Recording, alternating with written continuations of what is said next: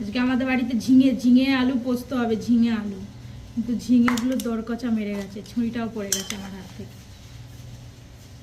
হাসছো কেন? যেমন বলছি ছুরিটা পড়ে এটা তো বলে।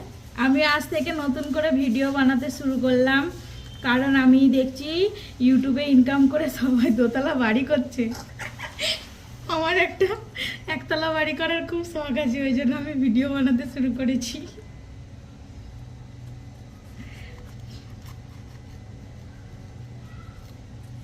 বল আরো বল। আর কি বলবো?